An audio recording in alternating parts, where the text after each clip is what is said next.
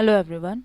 आज जिस टॉपिक पे हम डिस्कस करने जा रहे हैं वो है biotechnology principles and processes, and this video is presented to you by www.examhere.com।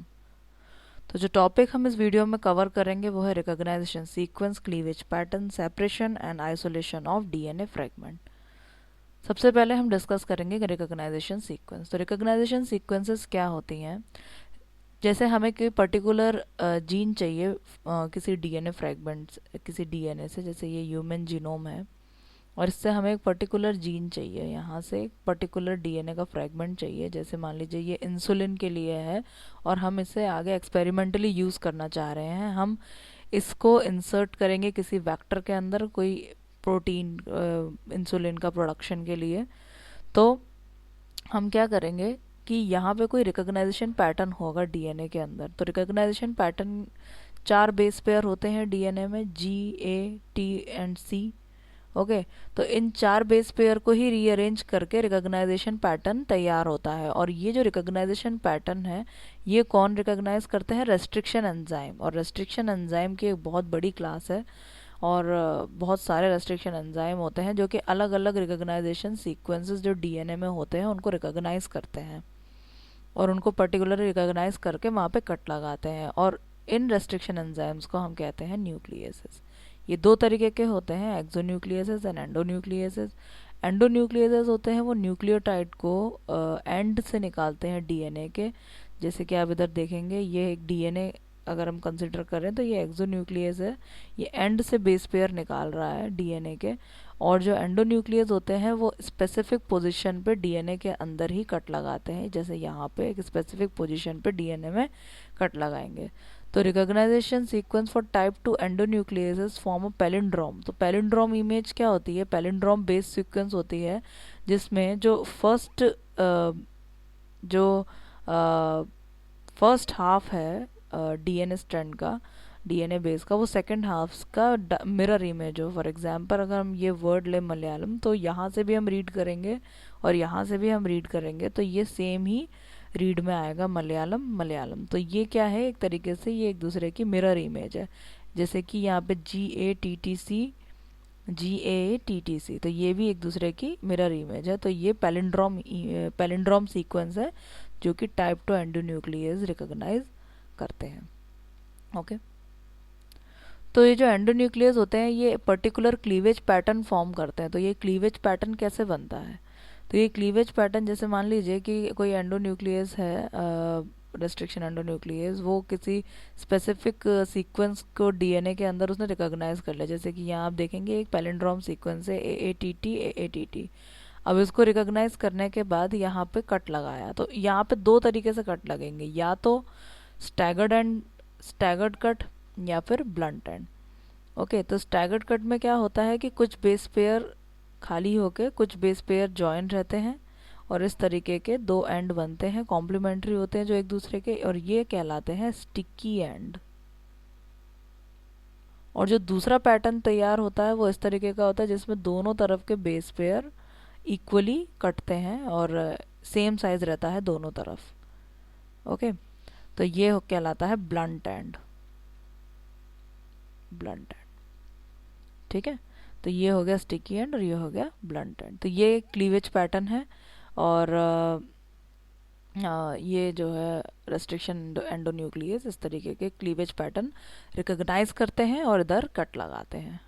Okay, अब आता है next, separation and isolation of DNA fragment. तो सेपरेशन, अब जैसे हमें कोई भी डीएनए चाहिए जो हमारे इंटरेस्ट का है, तो हम उसको पर्टिकुलरली आइसोलेट करेंगे बाकी डीएनए फ्रेगमेंट से भी। जब हम किसी डीएनए में कट लगाते हैं कोई रेस्ट्रिक्शन एंडोन्यूक्लियस की हेल्प लेके, जैसे मान लीजिए ये डीएनए है और यहाँ पे हमने कट लगाया है, मतलब हमने कोई रेस्ट्रिक्शन एंडोन्यूक्लियस यूज़ किया है और उसने पूरे डीएनए में कट लगा दिया है, क्योंकि जो एक पर्टिकुलर साइट है वो कई जगह होगी, तो वहाँ पे ऐसे ऐसे कट आए हैं। तो ये बहुत सारे फ्रेगमेंट्स बन जाते हैं डीएनए के, जिसमें से कुछ लार्ज फ्रेगमेंट भी होंगे तो कुछ स्मॉलर फ्रेगमेंट्स भी होंगे। अब हमें जो डीएनए ऑफ इंटरेस्ट चाहिए या फिर जो जीन ऑफ इंटरेस्ट चाहिए वो बहुत ही स्मॉल है, मतलब ये मान लीजिए कि हमारा डीएनए ऑफ इंटरेस्ट है। तो हम इसको बाकी, अब एक सॉल्यूशन में ये सब है तो हम इसको बाकियों से सेपरेट कैसे करेंगे? तो इसको बाकियों से सेपरेट करने के लिए एक टेक्निक है हमारे पास जिसको हम कहते हैं जेल इलेक्ट्रोफोरेसिस। ये लैब्स में मॉलिक्यूलर बायोलॉजी में बहुत यूज़ होती है जेल इलेक्ट्रोफोरेसिस टेक्निक। और इसमें एक सिंपल सा फिनोमेना इलेक्ट्रो ऑस्मोसिस का चलता है जिसमें वाटर का माइग्रेशन होता है टूवर्ड्स द इलेक्ट्रोड। जब मैट्रिक्स में कोई नेगेटिवली चार्ज डीएनए फ्रेगमेंट होता है तो वाटर उसके साथ टूवर्ड्स द एनोड मूव करना स्टार्ट करती है, तो इसके साथ साथ डीएनए भी सेपरेट होता जाता है। जैसे अगर एनोड होता है पॉजिटिवली चार्ज और कैथोड होता है नेगेटिवली चार्ज, अगर डीएनए फ्रेगमेंट नेगेटिवली चार्ज है तो वो ऑब्वियसली पॉजिटिवली चार्ज की तरफ ही मूव करेंगे, और क्योंकि वाटर एज अ मीडियम है तो वाटर के साथ ही ये फ्लो करेंगे। तो इस तरीके से ये फिनोमेना चलता है। अब इसमें होता क्या है कि ये जेल है और ये एगरोस जेल है। तो इसमें जो सबसे कॉमन जो यूज़ होता है gel for separation of DNA, वो एगरोस जेल ही यूज़ होता है। जैसे ये एगरोस जेल है, इसके अंदर वेल्स क्रिएट कर दिए हमने, ये वेल्स बनाए हैं, ठीक है। तो ये जो वेल्स बनाए हैं हमने, और इसके अंदर जेल के पार्टिकल्स हैं, ठीक है। ये कॉम्पैक्ट होता है, ये जेली की तरह होता है, और ये जेल के पार्टिकल हैं इसके अंदर, ठीक है। तो ये अलग अलग साइज के जेल के पार्टिकल हैं। और अब क्या होगा कि जो डीएनए फ्रेगमेंट जो हम यहाँ से वो सॉल्यूशन को इंसर्ट करेंगे जिसके अंदर डीएनए फ्रेगमेंट है, काफ़ी सारे डीएनए फ्रेगमेंट्स हैं।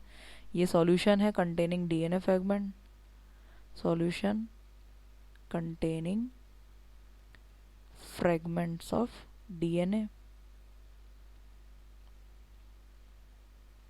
ठीक है। और इसको हमने यहाँ पे इसके अंदर इंसर्ट कर दिया। तो अब क्या होगा, जो लार्जर फ्रेगमेंट होंगे वो तो ऊपर ही ठहर जाएंगे, वो नीचे तक मूव ही नहीं कर पाएंगे। और जो स्मॉलर फ्रेगमेंट होंगे डीएनए के वो नीचे मूव करने लगेंगे और नीचे तक पहुंच जाएंगे, जैसे कि आप इस डायग्राम में देख रहे हैं।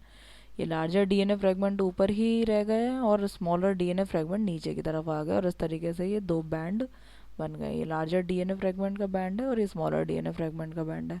अब हम देखेंगे कि हमारा जीन ऑफ इंटरेस्ट कितने साइज का है, और वो देख के हम इसको आइसोलेट करेंगे। इसके साथ हमारे को एक स्केल भी मिलता है, और उस स्केल से हम देखते हैं कि कितने केबी का डीएनए है, और फिर हम उसके हिसाब से अपना डीएनए आइसोलेट कर लेते हैं।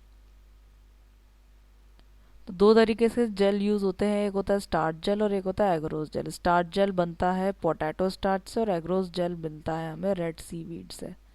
ये एक पॉलीसेकेराइड है agarose jail.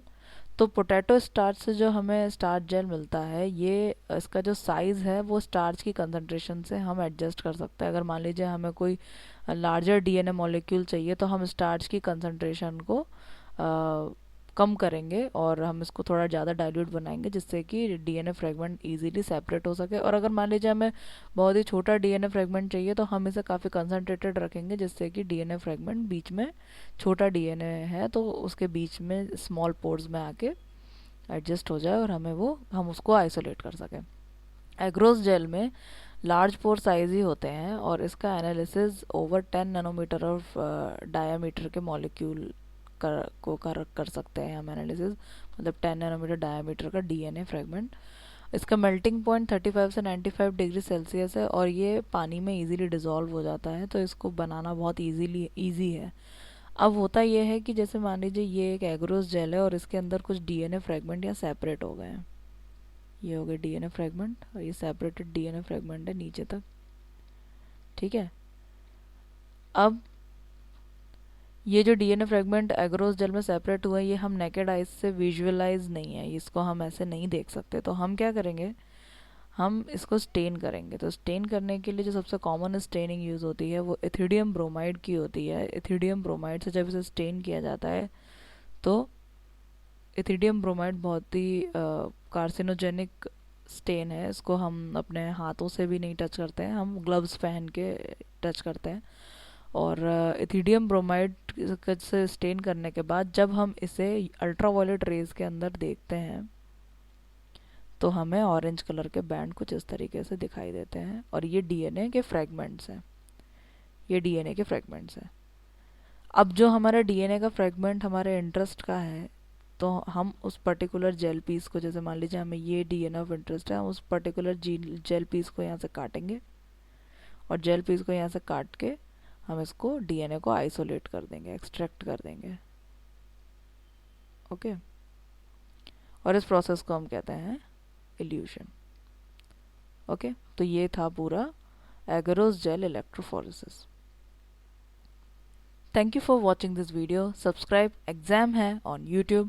Like our videos and please do comment.